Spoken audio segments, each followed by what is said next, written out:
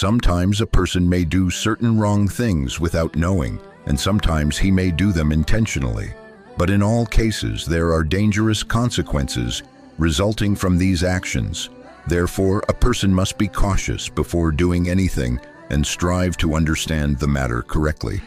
There was a girl who was only 14 years old and did not really know what the teachings of Islam were. Her parents were Muslims, but they were not close to Islam. Each one was busy with their own affairs, and the girl was raised without any Islamic education or guidance. She used to acquire information from the internet and from her young friends. It was later discovered that this girl always used to read the Quran in the bathroom. May Allah honor you. She would take the mushaf with her when entering the bathroom and then read the Quran. After a short period in this state, the mother was shocked to find that her daughter was sick and suffering from severe hallucinations. She immediately took her to the doctor, but the doctor did not discover the issue. After tests and analyses, it became clear that the girl did not have any physical illnesses. But despite that, the girl's condition kept getting worse, and she started seeing terrifying nightmares. Some people advised the mother and father to play the Quran for the girl and bring a sheikh to perform ruqya sharia, spiritual healing. Indeed, after reciting the Quran and the ruqya sharia, the girl returned to her normal state. But my beloved in Allah, what is truly astonishing is that many women do not know whether it is permissible to read the Quran in the bathroom or not.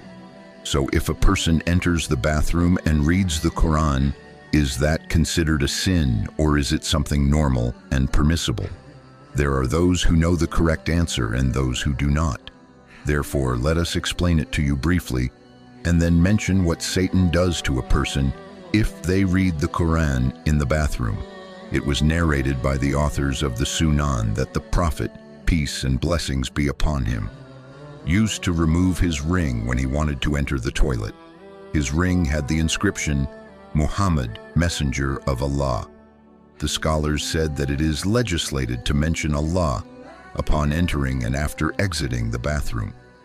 In the two Sahihs, it was proven in the hadith of Anas, may Allah be pleased with him, that the Messenger of Allah, peace and blessings be upon him, used to say upon entering the toilet, O Allah, I seek refuge with you from male and female evil spirits. And when he exited the toilet, he would say, I seek your forgiveness. From this, scholars have mentioned etiquettes that should be observed when a person is in the toilet.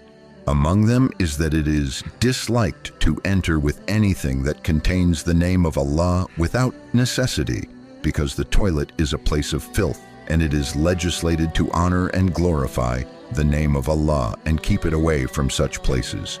If it is necessary to enter with it, because there is no one outside to keep it safe and there is fear of losing it, then there is no harm.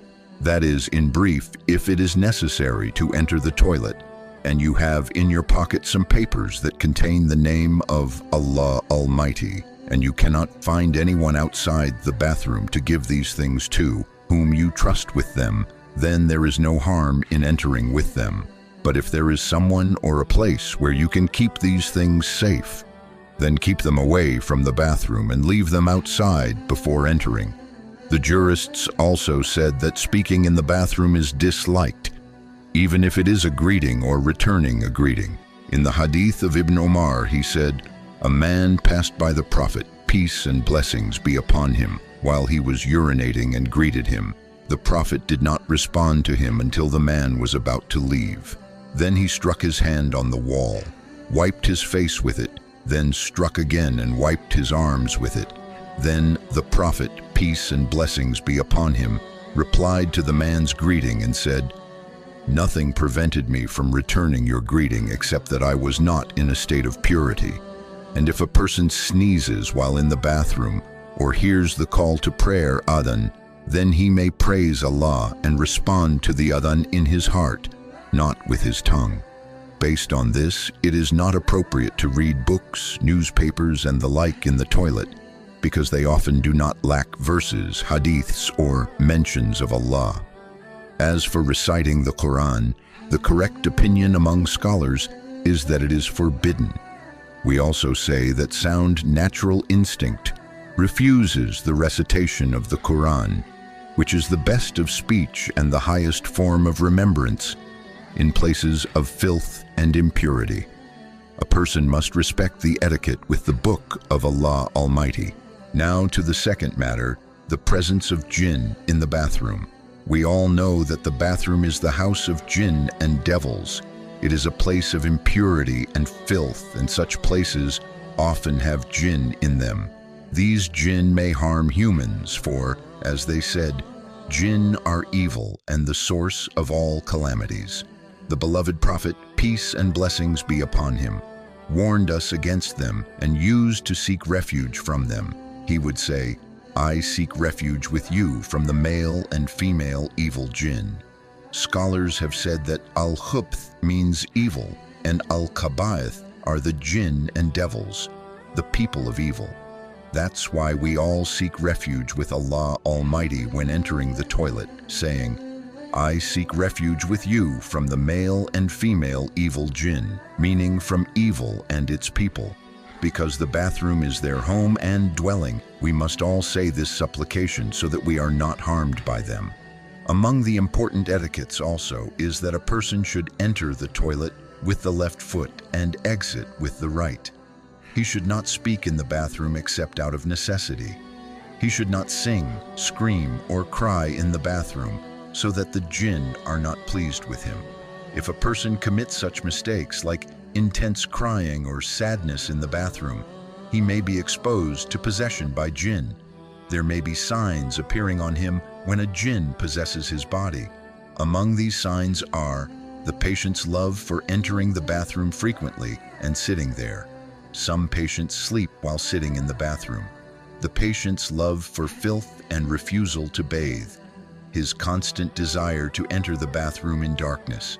His dislike of hearing the Quran and Adhan. The appearance of bruises on his body, blue or red, and pain in the back and joints. Some of these signs may appear on a person who has been affected by a jinn in the bathroom. The treatment is simple. Listening to and reciting Surah Al-Baqarah completely, and reciting Surah Al-Qalam, which is especially effective for this type. The patient should take care of the cleanliness of his body, clothes, and place. He should also make sure to use perfume and follow the etiquettes of the bathroom. In conclusion, it is forbidden to recite the Quran inside the bathroom. The devil or jinn present in the bathroom may harm a person who does not follow the etiquettes of entering the toilet or does not say the prescribed supplication before entering. Speaking in the bathroom is disliked, as is singing or staying there unnecessarily, because it exposes the person to serious problems. Finally, there are some people who do not raise their children properly. They do not teach them right from wrong, and this is a grave mistake, as happened to the girl in this video. So please, my beloved in Allah, if you have children, teach and raise them properly. Do not let them rely only on the internet for information.